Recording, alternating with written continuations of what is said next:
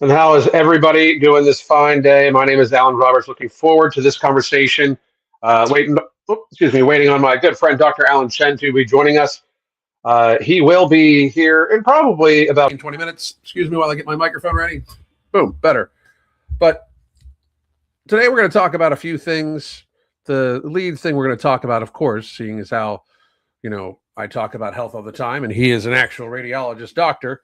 We are going to talk about the Hantavirus and the outbreak on the on the cruise ship. Now, I am very sorry for anybody that's lost their life, and I'm super, super, super sorry for anybody that's terrified to death about this thing. All death is sad. It really, really is. I am just going to go over, before the doc gets here, a brief summary of what it is like what true pandemic preparedness would be. Give me 1 second. I'm signing into something to grab. There we go. All right. So true pandemic preparedness. And this is not, this is just a statement to be made about any pandemic of any kind, but especially one of an upper respiratory or viral nature. While the Hanta virus is not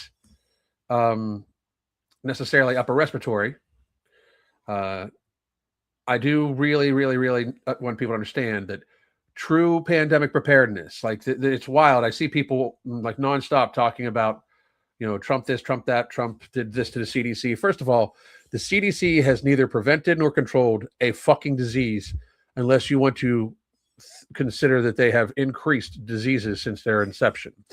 Since their inception in the 1960s, chronic illness has literally exploded. So you're going to have to miss me with that. Not to mention that, but they made some of the most idiotic, unlogical public health steps 6 years ago that I can't even I can't believe people bought it, frankly, because it was ridiculous. Sending college kids home when they were at super low risk to their middle-aged fat parents and elderly grandparents. Shelter those motherfuckers in place if we're actually having a problem. Locking people inside when vitamin D in sunlight is known to help with immune response. It helps with your immunity. We're going to go over these things just because this is all very logical, very easy things to look up on your own. It is, and if anybody can try to argue anything against this, well, in 2020, they did literally shadow ban Mark Lobliner for talking about vitamin D for just viruses in general. That was wild to me, but that literally happened. So a few things that people should be working towards, if our government, if our pandemic response team, as they were, wow, if they would have been doing their job, the very first thing they would have told people is to unfatten themselves, get proper sleep, proper hydration, proper stress relief, and exercise, and avoid ultra processed foods like it was their motherfucking job. This is not even an argument. An argument cannot be made against what I am actually stating here, right? All of these things are known to, one, increase your literal health, and a healthier population means less stress on the healthcare system. Therefore, should new novel virus or even one that's been around for a while come back around and cause people to be sick, there would not be strain on the healthcare system already from people eating themselves, drinking themselves, smoking themselves, lifestyling themselves into chronic illness, which is 90% of our current healthcare burden. So, and that's also, these are CDC numbers. So that is 90% of our total healthcare burden. So here's how this works. Being at a healthy weight, if the vast majority of the population was at a healthy BMI, or even better, healthy waist to height ratio, it reduces severity across respiratory infections and other infections, and also increases immune response, right? And again, even if it's not a respiratory pandemic, an upper respiratory pandemic like SARS, CoV-1, 2, MERS, those sorts of things, even if it's not a respiratory virus, if it's something else. If you are at a healthy weight, you are less likely to have a chronic illness. Therefore, you are less likely to be a burden upon the healthcare system already that will then be strained by the new pandemic. So obesity has been repeatedly emerged as an independent risk factor and amplifier during respiratory outbreaks, especially 2009 H1N1 pandemic. Morbidly obese individuals with a BMI of 40 and up face significantly higher odds of hospitalization and death, as with COVID, as with SARS-CoV-1. Up to 61% of the people were considered morbidly obese across the average of these pandemics. Avoiding ultra-processed foods literally lowers chronic infection and infection vulnerability. So the diets high in ultra-processed foods, which the American diet is 65% for adults, ultra-processed foods, 70% for children. Like, wrap your heads around that, because it's 70% or more for children, ultra-processed foods, of their total daily calories. It's unfathomable to me that we don't look at this and be like, what the fuck is going on? Like, 70% of children's total intake, caloric intake in today's world, is from ultra-processed food-like products that are literally highly inflammatory in nature and have been shown to lead to increased Alzheimer's, cardiovascular disease, kidney disease, liver disease, diabetes, mental illness. It's wild to me that this is somehow controversial for me to say, but stop eating food-like products. Ultra-processed food-like products are to nutrition what vodka is to hydration. Marinate with that in your brain, because it's a very, very, very seriously close correlation. It's a very good analogy that ultra-processed food-like products, which is 70% of children's diets, are to nutrition what vodka is to hydration. It may look like food. It may even taste like food, but it is deleterious to your health. Get there fucking faster, please. But diets high in ultra-processed foods with loaded sugar, unhealthy fats, additives, and low fiber micronutrients drive systemic inflammation, gut dysbiosis, oxidative stress, and impaired immune regulation. Observational and mechanical studies link greater UPF intake to elevated inflammatory markers, which is HCCRP, S2, NLR. It also has shown that the person is in a constant inflammatory state, which does also lead to neuroinflammation, which inflammation that goes past the blood-brain barrier. Weaker gut barrier function, which compromises mucosal immunity. The first defense against respiratory pathogens. This pro-inflammatory baseline makes any infection more likely to escalate. Minimally processed, nutrient-dense diets support immune homeostasis and counteract those effects on viral threats, on viral and bacterial threats. Sunlight exposure. YouTube, do not ban me for this, because one more fucking time, this is fact. Vitamin D synthesized naturally via sunlight on skin modulates innate and adaptive immunity against respiratory pathogens. Meta-analysis and randomized control trials show vitamin D supplementation reduces acute respiratory tract infection, RTIs, risk, particularly with daily, weekly dosing in deficient individuals who are common in indoor or have an indoor lifestyle or at higher latitudes. Sensible sunlight exposure provides the ideal regulated source for without supplemental risk, offering broad protection against the seasonal and pandemic viruses that repeatedly challenge populations. And one more time, even if it is not an upper respiratory virus, if you have a stronger immune system due to proper vitamin D, you have a stronger fucking immune system. Which, you know, very frankly, if you would get a bad case of pneumonia while other people are trying to fight off some sort of new pandemic, you might be fucked because they won't let you in for it, and or you are taking away resources that you wouldn't normally need if you just spent a little bit of time out in the sun, not slathered in carcinogens that we call suntan lotion. Because as a fucking newsflash, suntan lotions are mostly carcinogens. Like, they don't want you healthy. It's wild that people haven't put this correlation together.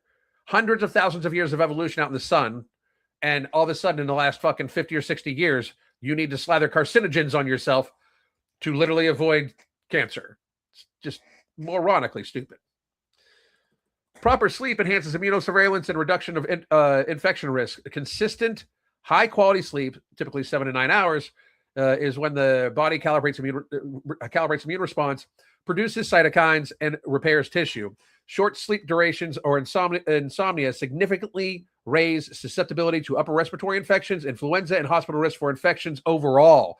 Poor sleep also elevates pro-inflammatory cytokines and impairs antibody production. Large cohort and methylene randomized studies confirmed that healthier sleep patterns lower infection burden across respiratory viruses and beyond to other pandemics. Daily exercise strengthens anti-infection immunity. Regular moderate physical activity, meeting or approaching 150 minutes or more a week of aerobic activity plus muscle strengthening is a proven immune enhancer. Meta-analysis and large cohort links lower risk of community-acquired infections and acute respiratory illnesses. So all infections and respiratory illnesses. Substantially reduce influenza, pneumonia, mortality up to 48% lower when guidelines are met, with benefits even below full recommendations. Better immune cell circulation, mucosal IgA, balanced cytokines, and overall infectious disease resilience. The balanced cytokines means you're not going to have an inflammatory storm in your lungs. Exercise also counters obesity and inflammation while improving metabolic health, benefits that apply universally to any pandemic threat. And proper hydration maintains barrier and cellular immune function. Even mild dehydration, 1 to 2% of body weight loss, impairs lymphatic flow, mucosal barriers in the respiratory tract, and inflammation regulation. Observational data in pneumonia and respiratory illnesses show dehydration roughly doubles medium-term mortality risk. Adequate hydration supports every stage of immune response. Maintains barrier integrity and speeds recovery when illnesses increase fluid demand critically during any outbreak. The multiplicity of ways that creates true preparedness for any pandemic. Biological resilience, lower baseline inflammation plus robust innate adaptive immunity equals milder infections, faster clearance, and reduces transmission for respiratory viruses and other, which is the dominant pandemic driver, but other pandemics also. Fewer comorbidities, obesity, diabetes, hypertension, and metabolic dysfunction, largely fueled by UPFs, inactivity, and poor sleep, amplify severity in virtually every infectious disease. Reversing them shrinks vulnerability across the board. Nearly every infectious disease. Healthcare system preservation, fewer severe cases, prevent overload, preserving capacity, no matter the pathogen. The less sickly fucking people we have from eating, drinking, smoking, and lifestyling themselves into illness, the easier it will be to deal with the pandemic for the people that get sick from the pandemic.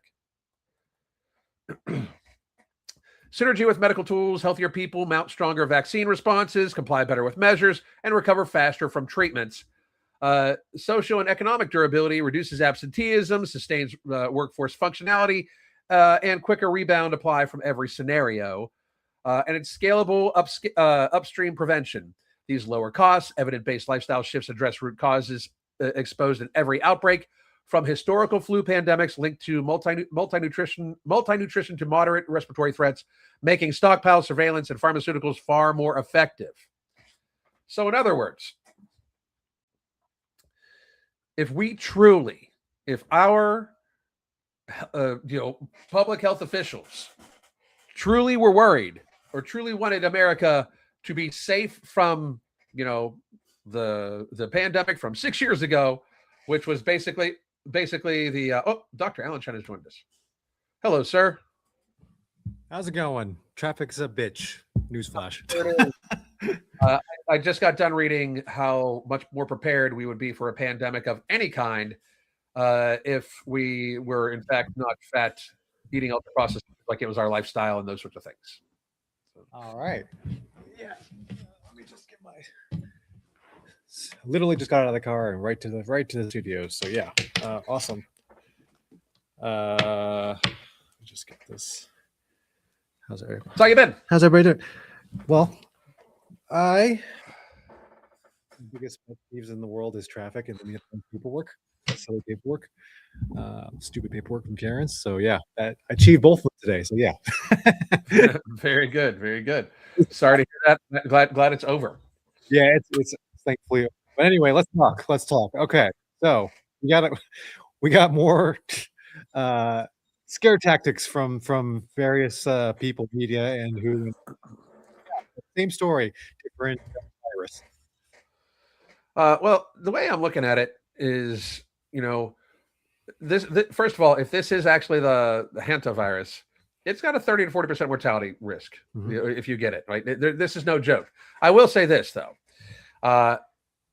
the human version normally does not. It burns itself out because the people die once symptomatic. The people die quickly. However, the people can be symptomatic before they actually show symptoms, apparently, and the incubation period is long. It is 6 to 40 days, apparently. Right. So, just as an understanding for everybody, whether this is actually a pandemic or not, they will treat it as one in the coming days, likely, because since containment has already been massively breached, as they, for some fucking reason, a man dies of, because the correct me if I'm wrong, Doc, but the symptoms are, it's like hemorrhagic fever, basically. Right. Yes. So they let this old man cough up fucking blood and die on a fucking cruise ship, and then at a port, him and his body and his wife flew across fucking countries in a tube with people after he was coughing up blood and died. Yeah. That's not a good look. This reminds me very much of like the purposeful spread of COVID in the early days. Like it was purposely spread around. Yeah. And for those of you that don't believe me, why the fuck, one more time, did we send college kids home when they were at very low risk?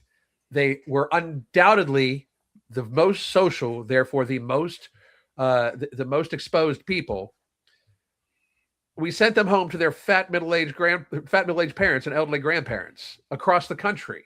Like that goes completely against any public health policy ever. Right. If there is something that is that dangerous to the population, it was actually a population level threat, we would have had them fucking stay in place, like undoubtedly.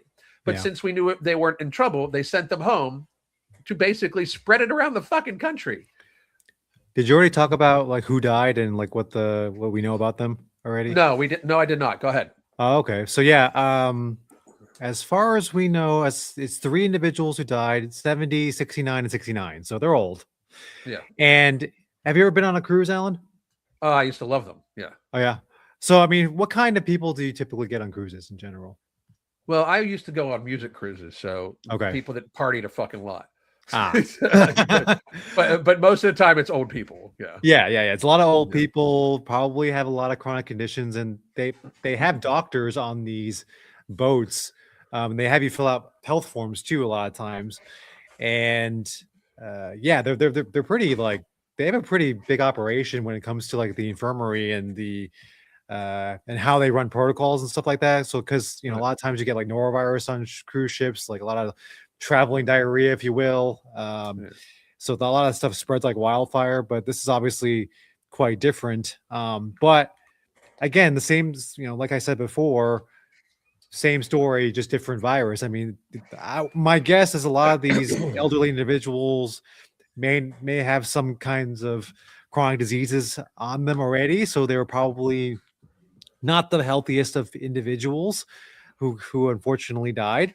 And they said that there's also 2 other symptomatic persons who remained on board, and one of them's in the ICU right now. So out of how many people were on the ship in general, there were 70. I saw 70 employees or 72 staff employees.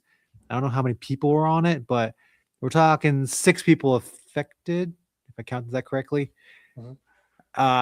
This is still not a non-zero number, but still, something that we have to contain. And they're doing well, for the most part, their due diligence in trying to make sure that everybody's remains okay. Obviously, you mentioned before that the incubation period is, I think it's 40 days, which is quite a long time actually. Yeah. And the human to human thing is a little bit controversial, because we typically know hantavirus as being spread by rodents. So they're saying that potentially somebody may have gotten the infection from a rodent first, and then with close human contact, especially when you're living in the same cabin. That's what the couple who died first, they were husband and wife, and they were obviously doing things in their own cabin. So yeah, it makes sense that they got it. Well, they're So saying that- they're saying this is the Andes strain, which is human to human. Yes. But of course they are. One Yeah. and two. I shared the other day. This is what people don't grasp, right? I don't believe not any. If this goes down the way it could go down, or the way 2020 went down, it's purposeful again. Yeah. Like, one, just how they're handling it is moronic to me. Again, Mhm. like you allowed a bunch of people after 2020. We had allowed a bunch of people to debark from a cruise early and fly around the fucking world. Idiocy, just Yeah. fucking idiocy. Especially somebody that died from like hemorrhagic what looks like hemorrhagic fucking fever. Yeah. But the other portion of it is, and there's two things that make me go, what? One, in 2024 in Australia, a lab lost like 323 viral samples, including some hantavirus. No, They just lost it. They just lost it. They lost. lost. It lost. And on April 22nd and 23rd, the World Health Organization ran a pandemic preparedness drill of this past month. Mhm.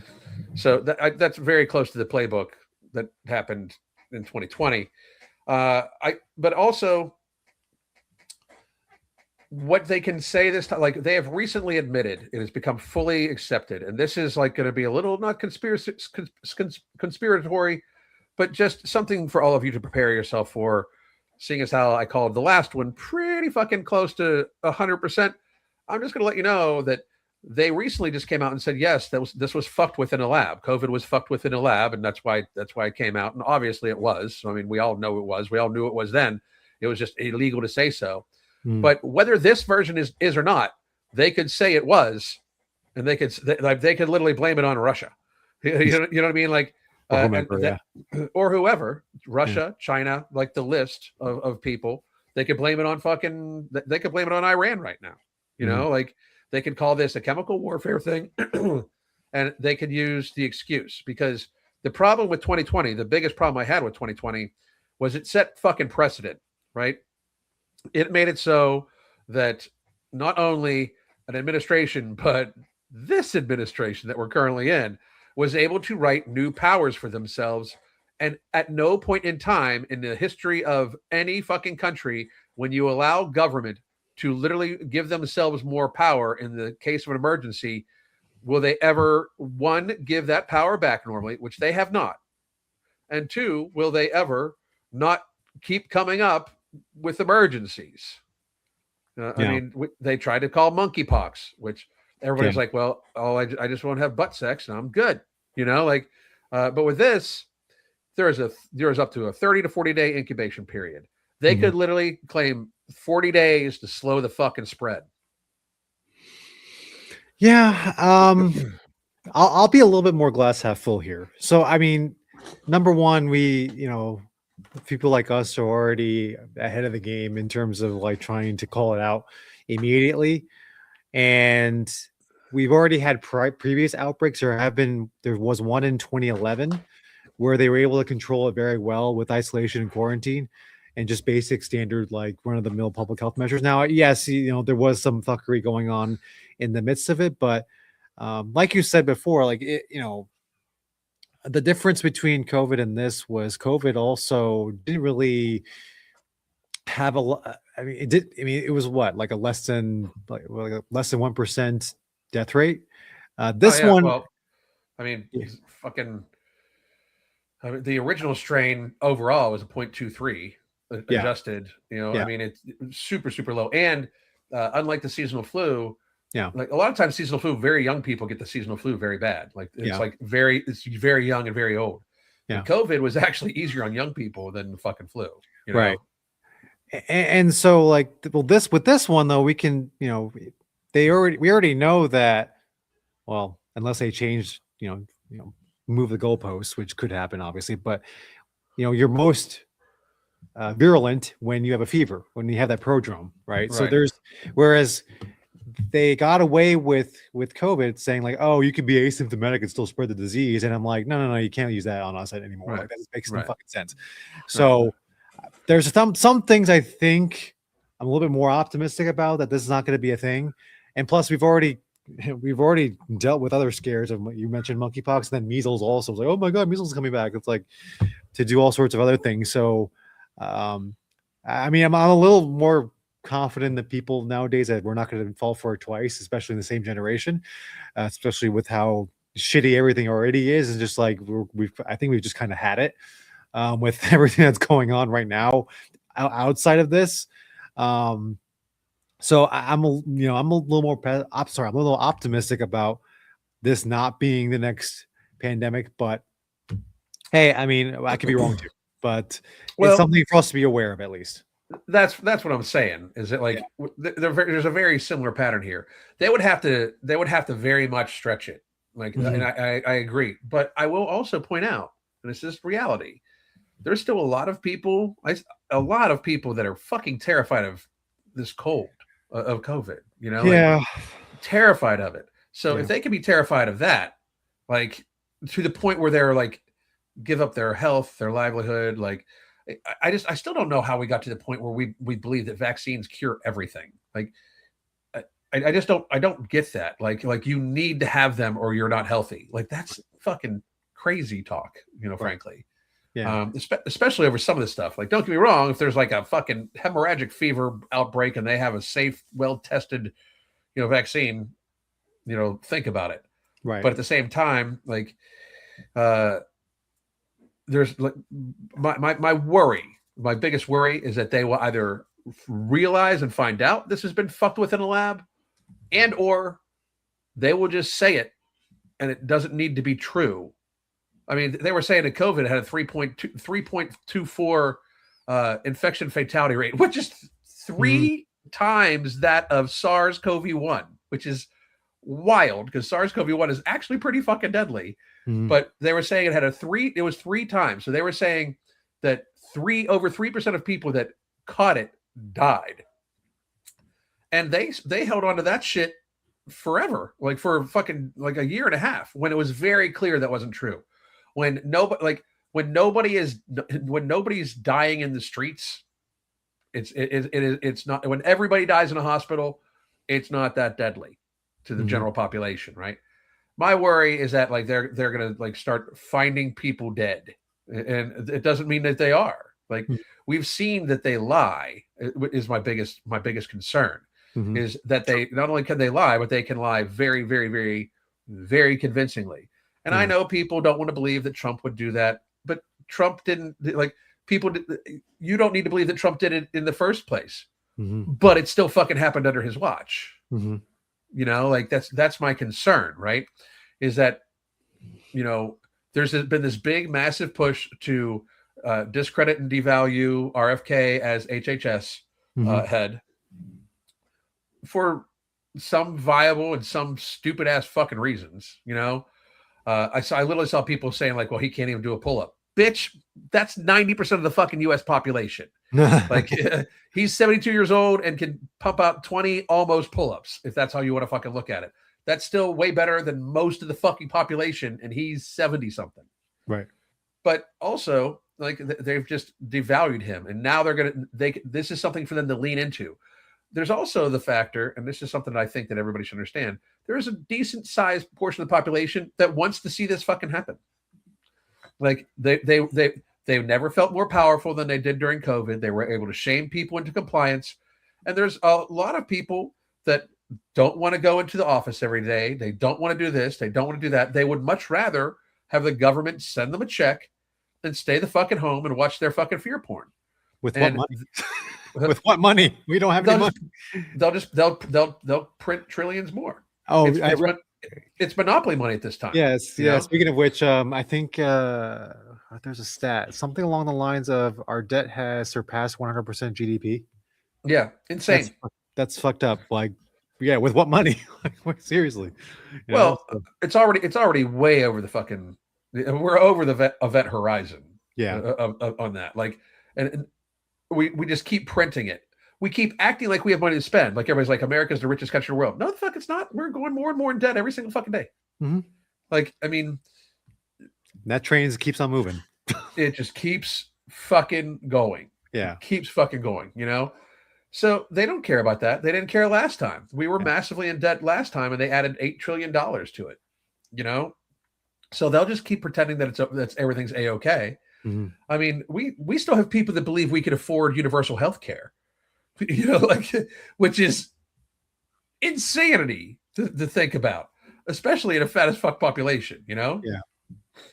Yeah. I mean, we have plenty of problems in the US. I don't understand why we need to get involved in any other country at this point, but here we are.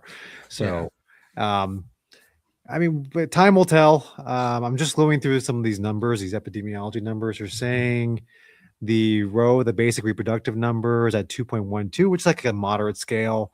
Obviously, you want that number, for those of you who don't know, you want that number to be less than 1 that means the spread is curtailed.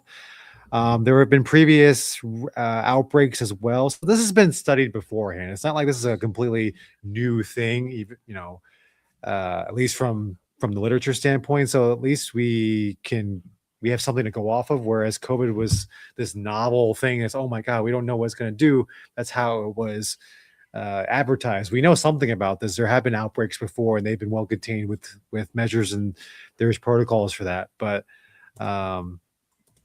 yeah, well, I think it's just another way to spread fear point. I mean, it's maybe to especially with the elderly. We'll probably work with the elderly because who have already died, especially most of the elderly these days have a lot of chronic disease as well. So I mean, there's no it's kind of like, oh, don't get yourself so into the fear porn that you basically don't live life anymore. Like, you can get absolutely, you can get hit by a bus tomorrow and die. Yes, that's absolutely a possibility for every single one of us. But does that mean I'm going to like avoid all cars and just stay in my house all day? No. Life is, there's a lot more life that's worth living, and there's no reason to even get involved in, like, I barely watch the news anymore because I don't, Alan, you actually brought this up to me and I had to look it up today because I was like, oh, I didn't hear about this because I barely watch the news anymore. So it's just like, oh, okay. But here we are though, like, it's something for us to talk about that's fairly appropriate, and also something else for us to be aware of as well. Yeah, I mean, that's my thing. Like, I hope it's not, but they don't go for it again, because that's what COVID was. Like, if you don't believe me, go read my book. It was never about your health, COVID pandemic. It's on Amazon right now.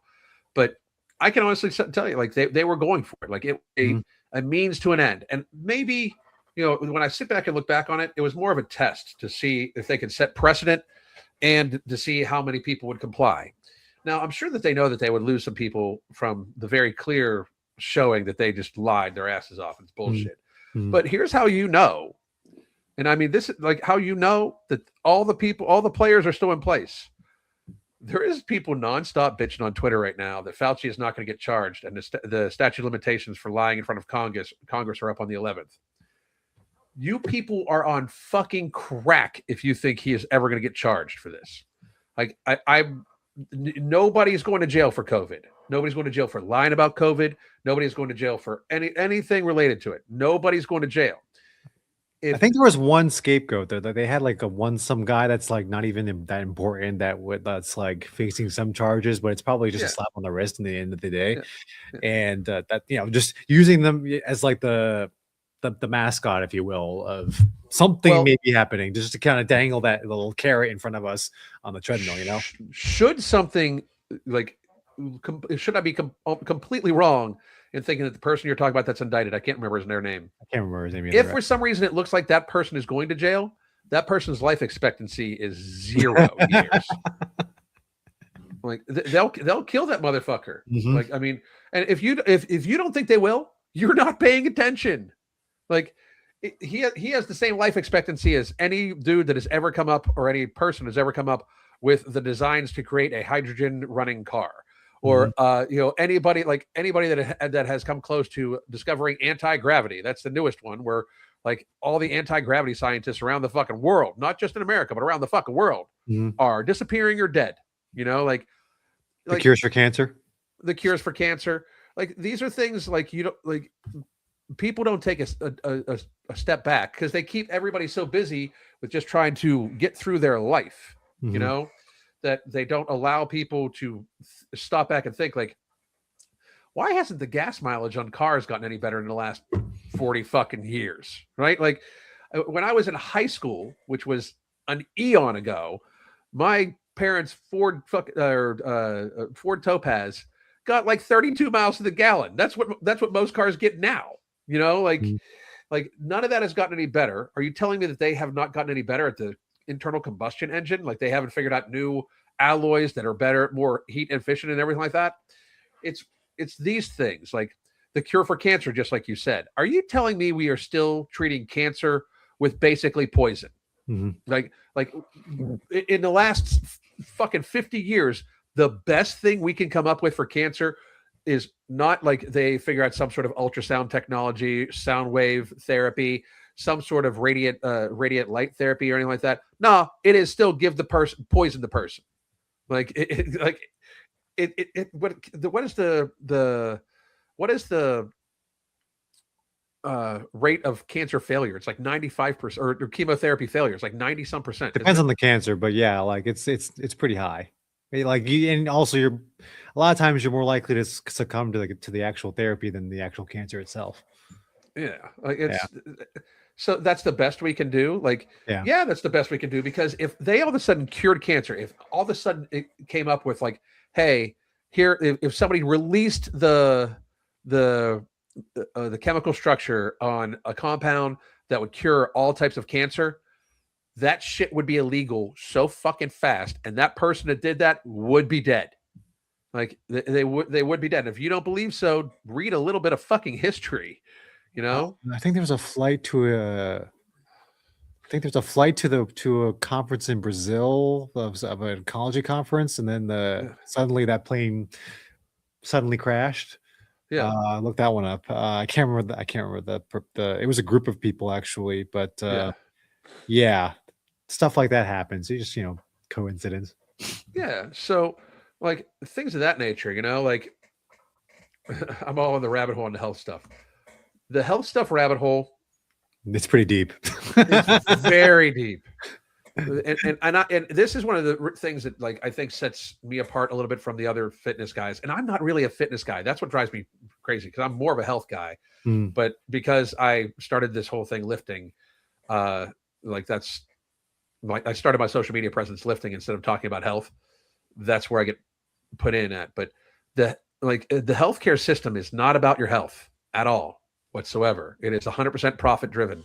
Like we were talking, me and you were talking offline, obviously, but they're basically going to try to replace doctors with AI. Yeah. Oh, yeah. So I think it was United Healthcare, those fuckers.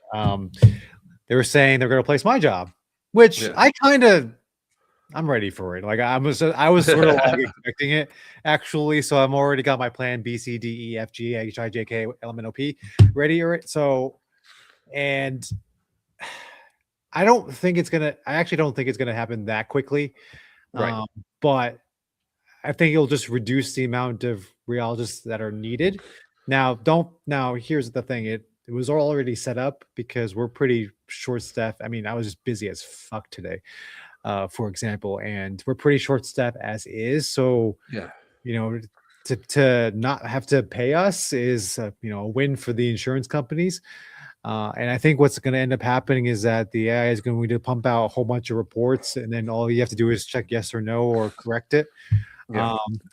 And I mean, I'm not even going to get into the litigation part, but like, who's going to take the fall if AI is bound to make a mistake, especially when, well, here's the thing. Like sometimes we get cases where either the history is not good, that the clinicians who see the patient, for example, they don't give us certain pieces of important information that could actually change what we actually say. So if the AI is fed the same information, it's bound to make a mistake as well. It's bound to make the same mistake actually, as a radiologist would. So we, given the reasoning models that it goes off of. So when that happens, when AI makes a medical error, who's going to take the blame on that one? And that's good. I'm not going to sign up for that. I ain't signing up for VM Meat Shield for that freaking legal time bomb there. So it's just like, I don't know. It's gonna be very fascinating, actually. And yeah, I think radiology and pathology are probably the first two that would get Right. chopping block. Yeah, Um, diagnostic stuff is in trouble, right? yeah. But and I agree with you because there's massive litigation. But I will also say that in the next 10 years, they can replace all they can find a way to replace all doctors just about. They'll do robotics and everything like that. And what will happen is people don't realize this, but the healthcare industry, I mean, they do, but they don't. The healthcare industry is ripe to be soured in the public eye. Right now, the only reason why people still go, like, if the mainstream media, if the insurance companies and the hospital groups and the mainstream media and the politicians turned on medical professionals, Hmm. they'll be replaced by AI in a year, right? And the healthcare industry is ripe for that. The healthcare industry is the third leading cause of death in the United States. It's never talked about. Doctors even avoid talking about it. But anywhere from 250 to 400,000 people a year die from medical error. And that includes overprescription of medications and all sorts of shit, right? So they can easily say, it's a pandemic of medical error Mm. because 350,000 people a year die from it. And then they can easily say, well, we need to fix this and we have the capability because AI, blah, blah, blah, blah, blah, blah, blah, blah, blah. Right. And all it would take is that it has come to the attention of the administration, or it has come to the attention of the insurance groups, or it has come to the attention of this and that, blah, blah, blah. If John Hopkins would come out with a new study, because John Hopkins is the one that has the highest, I believe it's 371,000 people die of medical error, and another 425,000 people are permanently disabled by medical error also. Right. So they're talking about 800,000 people that die or are permanently disabled from medical error a year. Right. And that, but it's surprising to me that they even let that be published. I'm going to be super honest. And now with the AI thing, I sit back and I'm like, that's why, frankly, it's like they're letting it be published because they could be setting up very easily to replace doctors with AI, and they'll give them script writing capability, all that shit, Yeah. Now, I obviously vehemently disagree that we should not be completely replaced by AI if it were up to me. But when you look at even other industries out there, restaurants, anything that's corporatized at this point, which is mostly everything that surrounds these days, there's so much corporate greed right now. It just would not surprise me that they would accelerate the process to do this. I mean, if you look at administrator salaries, and Alan, you know something about this, but they're absolutely absurd, and they don't even see occupation. So the decisions that are made essentially. So it's become completely for profit. It's not about, again, it was never about your health. That's another example of that. And yeah, I mean, it's gonna, it'll certainly be fascinating. And also we're set up, in the sense of, we're understaffed all the time, especially with the nursing staff is way understaffed because there's a lot of really crappy nursing jobs out there. There's it's a fake nursing shortage. I call it fake. Oh yeah. Because nobody wants to do this. Like they get, I mean, their jobs are really, really shitty. It's terrible working conditions. It's very, very high turnover, low retention. And like who wants to do a shitty job for not much pay, So you're right. It's being set up just like COVID was. The scene is being set, and now the actual event, in this case, would be AI, is going to now rock the boat completely and be like, oh, like what, it's all, point the finger at AI. Well, no. You point the finger at who's behind all this crap. So the median, just so everybody knows, the median average for a hospital administrator is about $130,000 a year, which I think is actually kind of low. I mean, I guess it depends on who you include in that pool. Yeah, because I think that's including a lot of like assisted living administrators too, who do get paid less. But if it's like for a lot, like a UPMC hospital in Pittsburgh, the hospital administrator likely makes $500,000 to $1 million a year, right? Easy. They never see a patient. They write the budgets, and they're basically the scapegoat person They hang a license on the wall, right? And they also normally have an assistant administrator who gets about 75% of their salary and does a huge portion of their non-work. And there is so many administrative costs, right? So the people that do the hiring of the doctors, of the nurses, of those sorts of people, they would be able to maintain their salaries and then fire the doctors. Like, this could be sold as a way to lower costs, which it won't. Okay. Healthcare costs are going to go down when we force them to go down. Healthcare costs will go down when we are a healthy ass population and they have to struggle to get business, right? But as you're saying, they keep it so the hospital system and the healthcare system looks like it's constantly strained, right? It's the same thing, and you and I talked about this before, but it's the same thing during the pandemic. First of all, hospitals were not overwhelmed in the pandemic. Fucking anywhere, okay? Fucking anywhere.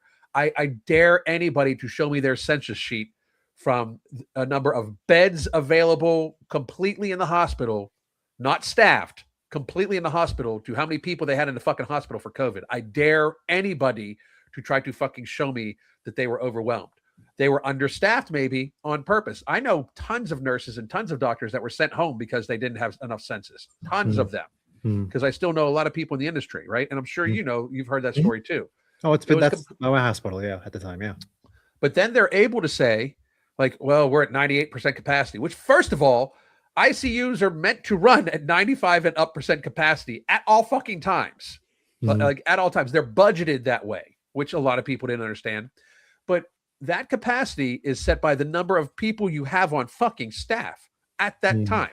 Not the beds, there's not like people dying in the fucking hallway. There's plenty of beds to fucking sit people's asses in. It's the amount of available licensed beds that are licensed by the state that they are in, or the federal government regulations, that are staffing level available, meaning they have X amount of patients per one care person or per one nurse and shit like that. And that's how they were able to fearmonger people into thinking that the hospitals were overwhelmed and overstaffed. You know, I can guarantee your ass the fuck this. Here's how you know they were in on it. Because if I was a hospital administrator and we were fucking packed, and I walked in and a bunch of fucking nurses and a bunch of doctors were using PPE for non-patient related things, because that shit costs fucking money to rehearse a fucking dance routine, I'd be like, why the fuck are you motherfuckers using our resources to practice a fucking dance for? And why the fuck aren't you with your goddamn fucking patients? You know? Because and I would have fired every fucking body. Because they didn't have any. Because they didn't have any. Oh my God. Yeah. Like, this is no shit. I've run hospitals, like, not run hospitals. I've run the dietary department of hospitals where we counted the fucking straws for inventory. We counted the fucking straws once a week that we had left. Yeah. So we could see how many fucking straws. They cost like 0.0001 cents per. But the hospital wants to fucking know how many straws they're using, because they want to know where their fucking money's going. They're not going to fucking have people like, yeah, wear the gown, the hat, the mask, the gloves, suit completely up for TikTok. Like, that's not happening. People get fired for just stealing that crap too. Yes. Like that was the other thing. I was just like, what? How is this allowed? Like, in general, like that's obviously, like you said, it's a misuse of company equipment. Yeah, absolutely. That's easily a fireable offense. Like, I can imagine getting a call from a board of director for, like, having the nutrition department make a TikTok video in their full fucking PPE and shit like that. Like, because a lot of them would wear masks and shit like that because you don't want to spit in the fucking food, right? And it was costly because you don't want to spit in the food. You always wear gloves. You change your gloves every fucking, like, every 30 minutes. I can see them being like, why the fuck are you allowing these people to use my motherfucking money?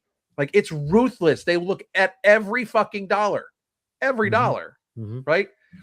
And administrators get fired for not having 95% occupancy in their hospitals often, right? So people don't want to understand. If you go down the healthcare rabbit hole and you go all the way to how, like, the accreditation agencies, like the American Diabetes Association, takes money from fucking Kraft and Nestle.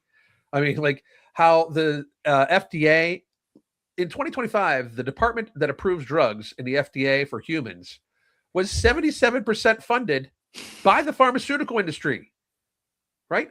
Like I did this thing recently where everybody's like, well, just because doctors aren't taught nutrition, they have dietitians. The accreditation and curriculum body for dietitians is funded by companies like Novo Nordisk and Eli Lilly and Nestle and Coca-Cola and shit like that. They are the people that fund that organization. Who make GLP-1s. Who make GLP-1s and Coca-Cola and candy. It's like the National Confectioners Association gives money to the accrediting agency for dietitians. That's the sugar industry, motherfuckers. Like, I mean, it's if you go down that rabbit hole, you will realize, like, oh shit, I should do a lot of my own research before I fucking take a pill. I should do a lot of my own research before I should ask myself, who is to gain from me being on this medication for the rest of my motherfucking life? You know, like shit like that. Like, so I challenge anybody to go down that rabbit hole. It's incredibly scary, you know? Yeah, that was actually one of the main purposes of me starting my own channel. By the way, I'm at Your Health Unplugged, if you guys didn't know. Yes. Because I'm still I'm still a doctor, I'm still licensed, and I don't want to be put in the same bucket as all the other docs who still believe in the food pyramid and think that everything that we prescribe turns to gold and stuff like that. I'm thinking a little bit more outside the box and not totally within the confines of the Rockefeller healthcare system. So right. That was the whole point of that, just to kind of like get that out there. And I like, having half a brain to like. Well, you also travel a lot too, so you get to see healthcare in other countries. And while the vast majority of the world healthcare, industry is allopathic, it is the Rockefeller allopathic healthcare industry. A lot of other countries work in a lot more nutrition, lifestyle balance, those sorts of things. Like Japan, they make you be healthy. Like the kids are healthy. Yeah. The school lunches are actually food.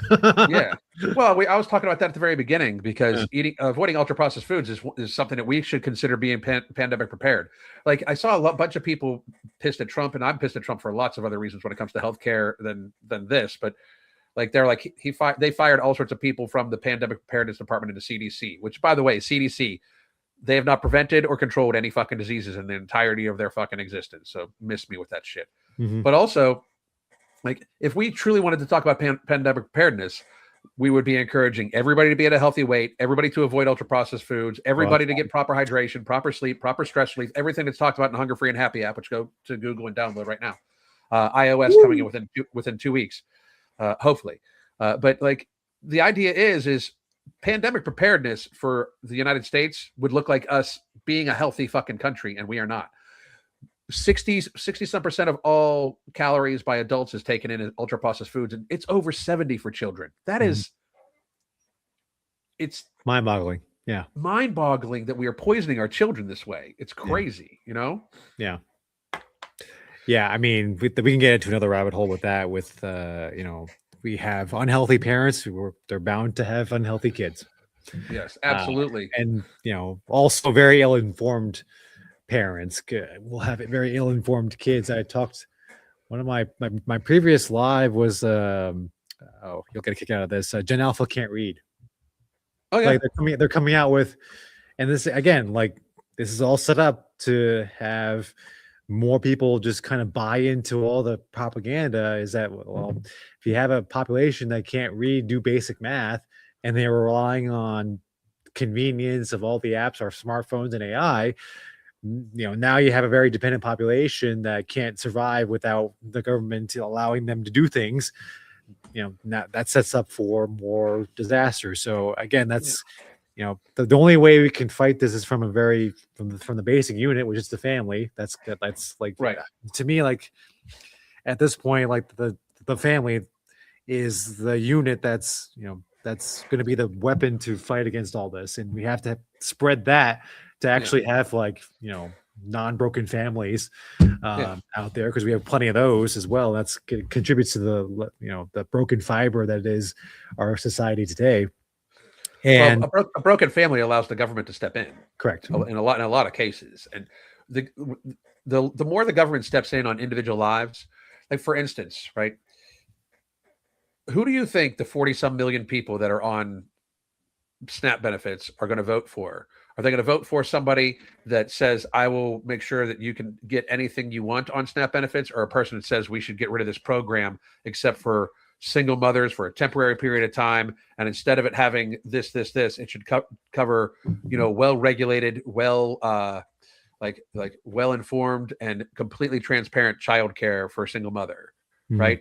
Like in education, education for a single mom, things like that. Like if we did that instead of, we just pay people to stay at home, because where's the end road to that? Like if you pay them to stay at home, then they're literally, they're literally just going to stay at home. They're not a productive member of society. Right. But if you make it so they can go to work, meaning provide some childcare, because childcare paid out of pocket is fucking ridiculous. It's like $700 a week, right? Yeah. So a single mom cannot afford that unless she's on a banging ass fucking job. Which if she has a banging ass fucking job and can afford $700 a week, she already does not need assistance, right? But we make it so these people are stuck, like it's the entire assistance program, and it's done by design. It's like it'd be so simple, and people complaining about SNAP benefits not covering sugary items or anything like that anymore. That shit's not food. Like it's a food, it's a nutrition assistance program. These things don't have nutrition in them at all. They have zero nutrition. So it's like, I say it all the time, like ultra processed food like products are to nutrition what vodka is to hydration. That's a good one. Yeah. Just because they look like the same, they look like food and it looks like water does not mean that it is healthy like food or water for you. And it's a very close correlation when it comes to health outcomes for it too. Yeah. It really is, Yeah. So, listen, man, I do need to get running though. We now that you're back in the States, we need to do this more often. What do you say we try to hit it up on Monday? Let me check my schedule. Possibly, yeah. Okay, that would be good, man. That would be good. That would be good. Yeah, we could talk about some, hopefully a happier subject, but probably not. Well, yeah, probably not. But we can definitely talk about how fat people make horrible parents. Oh yeah. Because that was the original topic we were going to talk about today. Because I've seen a slew of like YouTube influencers who are like 300-pound women being like, well, now I need to have a baby. Like, fuck, what the fuck? No, like, first of all, you're massively high risk. It's very dangerous for you, very dangerous for the kid. But we can talk about that later. We'll talk about that Monday. So, but where can everybody find you, sir? All right. I'm on YouTube and Rumble at Your Health Unplugged, as well as Instagram at Your Health Unplugged. And also find me on X at unplugged_doc. I don't have a live just planned yet, but I have also announcements. I know you mentioned the Hunger Free and Happy app. I have another special announcement coming up, hopefully within the next week or so, of a personal endeavor that I've undergone. And some content surrounding that as well. So yeah, I'm looking forward to sharing that with everybody. But yeah, join me over there. I do lives about once a week, as well as some fun shorts as well that you can all enjoy. But outstanding, sir. We will be back sometime next week. By the way, tomorrow I am going to be on Dave Wave with the guys from the Revenge of the Cis, and then on Friday I'm going to be. They're amazing. I fucking love them. It's basically a comedy show. So. Yeah. If you like my roasting style of comedy, you should tune in. Cool name, it's on Rumble and X and YouTube and everywhere like that. I'll be back at my normal time also tomorrow. Hope everybody has a great day. My name is Alan Roberts. This is Dr. Alan Chen. We are Alan Squared. Goddamn.